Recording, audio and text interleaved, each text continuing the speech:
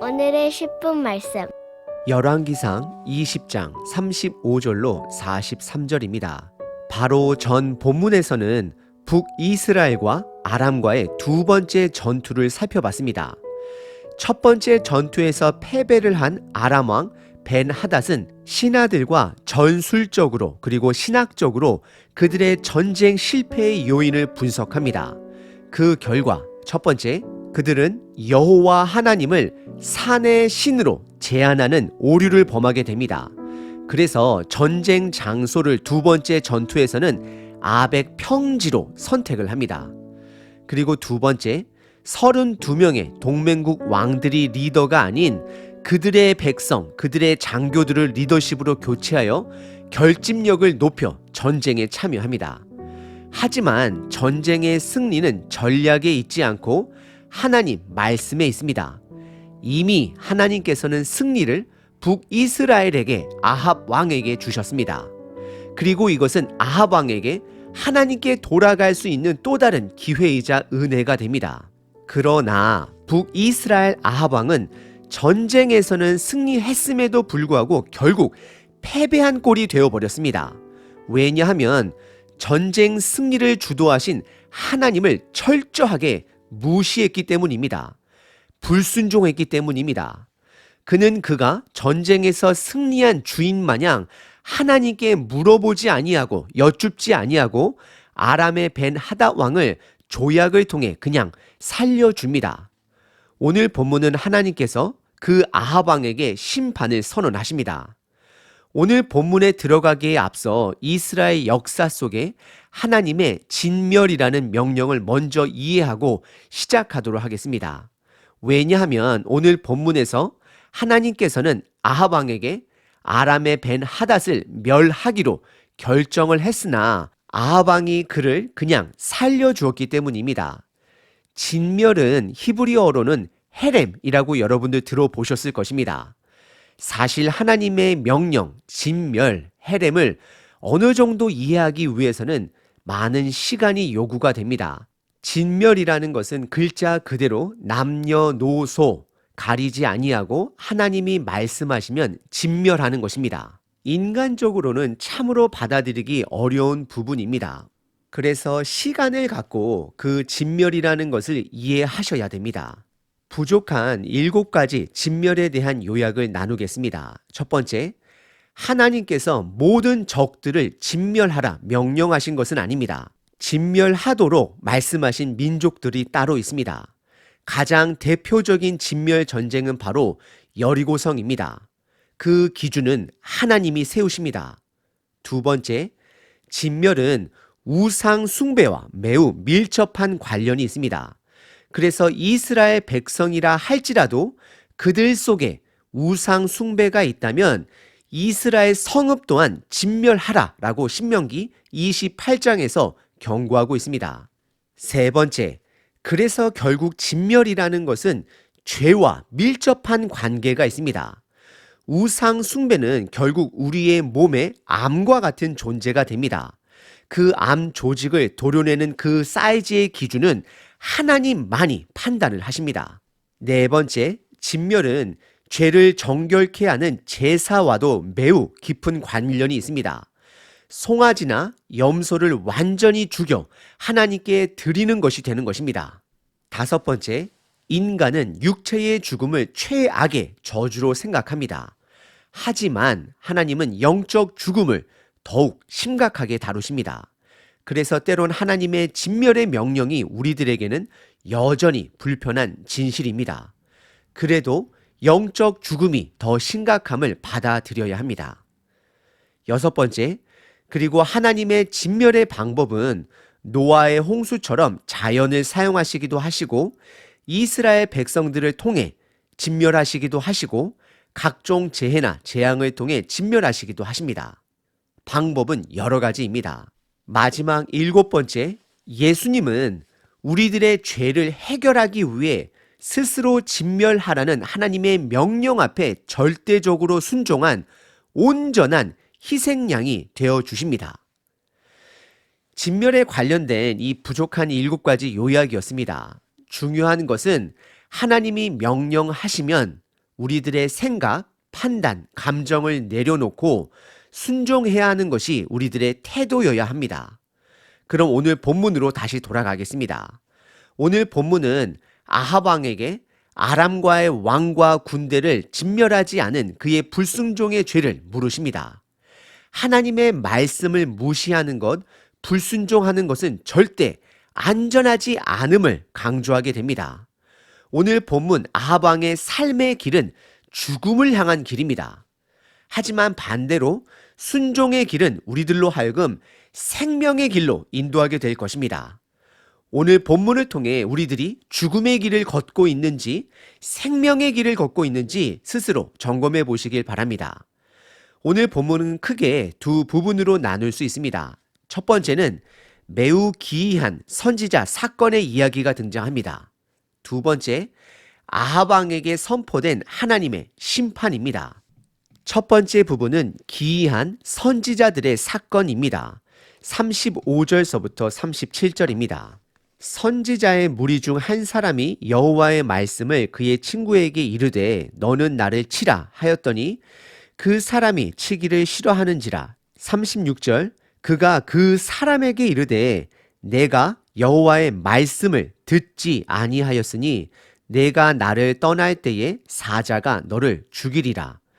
그 사람이 그의 곁을 떠나가더니 사자가 그를 만나 죽였더라. 37절 그가 또 다른 사람을 만나 이르되 너는 나를 치라 하매 그 사람이 그를 치되 상하도록 친지라 라고 기록을 합니다. 35절 시작에 한 그룹이 등장합니다. 그것은 선지자들의 무리입니다. 이들은 선지자가 되기 위한 학생들로 여겨집니다. 이 무리라는 단어는 때론 아들들, 제자들로 해석할 수도 있습니다. 사무엘상 19장에 보시면 사무엘 선지자가 교사가 되어서 리더가 되어서 그 아래 선지자 학생들이 있었음을 확인하게 됩니다. 이런 것처럼 그들 중 한 명이 여호와의 말씀을 받게 됩니다. 하지만 그 명령은 기이합니다. 바로 친구 선지자에게 가서 나를 치라 여호와의 이름으로 명령하는 것입니다. 하나님은 의도적으로 이 기이한 한 사건을 통하여 여호와 하나님의 말씀을 무시하는 것, 불순종하는 것은 안전하지 않음을, 죽음의 길이 됨을 강조하십니다. 특별히 원문에 보시면 너가 나를 제발, 이 제발이라는 표현이 들어갑니다. 제발 치라 명령하게 됩니다.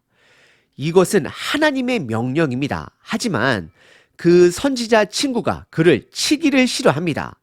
싫어한다라는 것은 감정적 단어입니다. 이해합니다. 친구를 치는 것이 옳은 것인가? 하지만 본문은 여호와의 말씀이 우선순위 되어야 함을 강조합니다. 그러자 그 친구의 결과는 매우 참담합니다. 36절에 치기를 싫어하는 자에게 하나님의 심판의 말씀이 선포됩니다. 너가 나를 떠날 때에 사자가 너를 죽이리라 라고 선포합니다. 그리고 그 말씀대로 그를 떠나갈 때에 사자에 물려 죽게 됩니다. 그러자 동일한 선지자가 37절에 또 다른 선지자 친구를 만나 나를 치라 여호와의 이름으로 명령합니다. 그러자 그는 앞서 친구가 죽은 사실을 들었는지 그 친구를 치되 매우 상할 정도로 심하게 치는 것을 확인하게 됩니다. 이 사건은 기이합니다. 하지만 강조하는 것은 하나님 말씀에 순종해야 함을 강조합니다. 머리로 이해가 되지 않지만 순종해야 함을 드러냅니다. 오늘 본문의 첫 번째 부분은 기이한 선지자 사건입니다.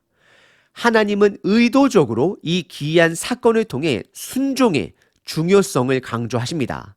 순종은 우리의 감정, 생각, 판단이 앞서는 것이 아니라 말씀이 우선순위가 되어 그 말씀에 순종하는 것입니다. 두 번째 부분은 아합 왕에게 선포된 하나님의 심판입니다. 38절부터 43절입니다. 선지자가 가서 수건으로 자기의 눈을 가리어 변장하고 길가에서 왕을 기다리다가 39절 왕이 지나갈 때에 그가 소리질러 왕을 불러 이르되 종이 전장 가운데 나갔더니 한 사람이 돌이켜 어떤 사람을 끌고 내게로 와서 말하기를 이 사람을 지키라. 만일 그를 잃어버리면 내 생명으로 그의 생명을 대신하거나 그렇지 아니하면 내가 은 한 달란트를 내어야 하리라 하였거늘. 40절. 종이 이리저리 이를 볼 동안에 그가 없어졌나이다. 이스라엘 왕이 그에게 이르되 내가 스스로 결정하였으니 그대로 당하여야 하리라. 41절. 그가 급히 자기의 눈을 가린 수건을 벗으니 이스라엘 왕이 그는 선지자 중에 한 사람인 줄 알아본지라. 42절. 그가 왕께 아뢰되 여호와의 말씀이 내가 멸하기로 작정한 사람을 내 손으로 놓았은즉 내 목숨은 그의 목숨을 대신하고 내 백성은 그의 백성을 대신하리라 하셨나이다. 43절. 이스라엘 왕이 근심하고 답답하여 그의 왕궁으로 돌아가려고 사마리아에 이르니라 라고 기록을 합니다. 우선 38절에 선지자가 가서 수건으로 자기의 눈을 가리어 변장을 합니다. 특정한 또 다른 선지자를 말씀하고 있지 않는 걸로 봐서는 바로 전 본문에 하나님의 말씀으로 치라 명령한 선지자가 됩니다. 그는 변장을 하고 길에서 아람과의 전투에서 승리를 거둔 아합 왕을 기다립니다. 그리고 39절에 왕이 지나갈 때에 소리를 지르며 왕으로 하여금 법적 판단을 묻게 됩니다. 솔로몬 왕이 백성들을 재판하던 그 당시 왕은 재판관의 역할을 병행했음을 알 수 있습니다. 그리고 그 선지자는 본인의 이야기를 시작합니다. 이것은 하나님의 명령으로 아합 왕의 불순종의 죄를 드러내기 위함인 장치가 됩니다. 과거 나단 선지자가 한 이야기를 통해 다윗의 죄를 드러낸 것과 동일한 방법입니다. 선지자는 본인이 전쟁 중에 어떤 사람이 자기에게 포로를 끌고 와서 그 사람을 지키라 명령했다라고 말합니다. 그리고 만일 그 포로를 잃어버리게 되면 둘 중 하나를 선택해야 한다 말하는데, 첫 번째, 너의 생명으로 대신하던, 즉 너가 대신하여 죽던, 또는 은 한 달란트, 어마어마한 은의 양을 지불해야 한다라고 말하고 있습니다. 그리고 40절에 그 전쟁에 참여한 자가 이리저리 이를 볼 동안 그 포로가 사라지게 되었음을 왕에게 고하고 왕의 판단을 기다립니다. 하나님은 이 선지자를 통해 아합 왕의 하나님의 허락 없이 아람의 벤 하닷 포로를 풀어준 사건을 선지자의 이야기를 통해 드러내는 것입니다. 그러자 왕은 당연히 약조한 대로 너가 죽던 또는 은 한 달란트를 내야 한다라고 말합니다. 현실적으로 병사들에게는 그 큰 은 한 달란트를 낼 돈이 없었을 것입니다. 결국 죽을 것을 말하는 것입니다. 이것은 앞으로 아합 왕이 받아들여야 할 그의 죽음의 심판을 드러내는 것입니다. 아합 왕이 대답을 마치자 41절에 선지자는 눈을 풀어 본인이 선지자들 그룹 중에 한 명인 것을 그에게 드러냅니다. 그리고 그 선지자는 아합 왕의 죄를 선명하게 드러냅니다. 42절, 여호와의 말씀이 내가 멸하기로 작정한 사람을 내 손으로 살려주었으니 그 목숨은 너희의 목숨으로 대신하고 더 나아가 이스라엘 백성들이 그들의 백성을 대신하여 죽어야 함을 말씀하십니다. 심판을, 죽음을 선언한 것입니다. 하지만 43절에 그의 반응은 과거 다윗 왕과의 반응과는 달랐습니다. 그는 그의 죄를 받아들이는 것이 아니라 근심하며 답답하여 사마리아 왕궁으로 돌아갔다라고 기록을 합니다. 이 태도의 표현은 아합 왕에게 또다시 등장합니다. 그는 죄 앞에 회개 또는 본인의 죄를 돌아보기보다는 하나님의 죽음 심판 말씀 앞에 거북해하고 못마땅한 태도를 드러내고 있는 것입니다. 하나님은 아합 왕의 죄를 깊숙한 곳에서 끄집어 드러내어 그가 부인하지 못하도록 그의 앞에 드러냈습니다. 하지만 그의 반응은 회개가 아닌 불평으로 반응합니다. 오늘 본문의 두 번째 부분은 아합 왕에게 선포된 하나님의 심판입니다. 하나님은 아람과의 전쟁에서 벤 하닷 왕을 멸절하기로 결정하셨습니다. 벤 하닷은 오늘 본문 이야기에 나온 하나님의 포로였습니다. 하나님의 것이었습니다. 하지만 아합 왕은 전쟁 승리 이후에 본인이 전쟁에서 승리를 거둔 것처럼 행동하였습니다. 아합 왕에게는 그를 놔줄 권한이 없었습니다. 아람 왕 벤 하닷은 하나님의 포로였습니다. 그는 철저하게 하나님의 명령을 무시했습니다. 그리고 하나님은 오늘 본문의 선지자의 기이한 이야기를 통해 저와 여러분들로 하여금 순종의 의미를 다시 한번 생각하게 하시고 아합 왕의 감춰진 죄를 끄집어 드러내어 그의 앞에 내어놓습니다. 하지만 아합 왕은 끝까지 하나님께 돌아가지 않습니다. 회개하지 않습니다. 불편해하고 언짢아합니다. 왜냐하면 아직도 하나님을 그의 주인으로 예배자의 대상으로 생각하고 있지 않기 때문입니다. 사실 오늘 본문은 하나님께서 아합 왕에게 주신 또 다른 은혜의 기회입니다. 돌아갈 수 있는 기회였습니다. 하지만 그는 그 기회를 놓치고 말았습니다. 반대로 다윗 왕은 나단 선지자를 통해 드러난 그의 죄 앞에 형벌만을 피하기 위한 용서를 구하는 자세가 아니라 하나님이 내리시는 형벌까지 신뢰하며 본인의 죄를 인정하고 하나님의 주권을 받아들입니다. 그는 하나님 안에서 죽음을 받아들였기 때문에 생명을 얻는 은혜를 누리게 됩니다. 더 나아가 다윗은 예수님의 그림자입니다. 예수님은 하나님 아버지의 명령으로 우리들의 죄의 결과, 즉 죽음을 받아들이셨습니다. 그래서 그분의 죽음으로 우리들이 생명을 얻을 수 있는 복음의 기회의 문이 열리게 된 것입니다. 하지만 반대로 아합의 길은 죽음의 길입니다. 전 본문에서 아람 왕 벤 하닷이 여호와 하나님을 산의 신으로 제안을 했다라면 오늘 본문 아합 왕은 하나님의 심판을 스스로 제하며 가볍게 지나가려고 합니다. 하지만 그의 길은 죽음의 길입니다. 그 죽음의 길 세 가지로 정리해 볼 수 있습니다. 첫 번째, 끝까지 하나님의 말씀을 무시하면 됩니다. 불순종하면 됩니다. 두 번째, 드러난 자신의 죄를 보고도 인정하지 않으면 됩니다. 세 번째, 여전히 스스로 주인이 되어 하나님의 주권을 인정하지 않으면 반드시 죽음의 길을 걷게 될 것입니다. 하지만 반대로 생명의 길은 첫 번째, 내 감정, 생각, 나의 판단보다 하나님의 말씀을 우선순위를 두며 순종합니다. 두 번째, 나 자신의 죄를 볼 수 있어야 합니다. 인정해야 합니다. 세 번째, 하나님의 주권을 인정해야 합니다. 오늘 하루도 나의 감정, 생각, 판단을 내려놓고 하나님의 주권을 인정하시는 저와 여러분, 그래서 생명의 길을 걸으시는 우리 되길 바랍니다. 잠언 22장, 마땅히 행할 길을 아이에게 가르치라. 그리하면 늙어도 그것을 떠나지 아니하리라. 가족을 허락하신 아버지 감사합니다. 나를 낳으신 부모님을 주시니 감사합니다. 우리에게 자녀를 주셔서 기쁨을 누리게 하시니 감사합니다. 미래의 자녀를 기대한다면 먼저 기도로 준비하게 하소서. 돈이 준비되어 자녀를 낳아 준비되는 것이 아니라 부모로서 보여줄 믿음을 가져야 준비가 된 것임을 깨닫게 하소서. 자녀에게 줄 수 있는 가장 큰 선물은 하나님을 믿게 하는 것입니다. 자녀에게 마땅한 그 생명의 길을 가르치게 하소서. 늘 자녀와 함께 할 수 있는 하나님이 자녀에게 선물이 되게 하소서.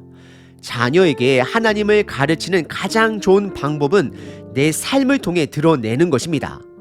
나의 사는 방식이 하나님 말씀 앞에 절대적으로 순종함으로 내 자녀 또한 하나님 말씀 앞에 순종하는 자녀로 성장하게 하소서. 나의 가장 큰 선물이 되신 예수 그리스도의 이름으로 기도합니다. 아멘. 하나님을 찬양합니다.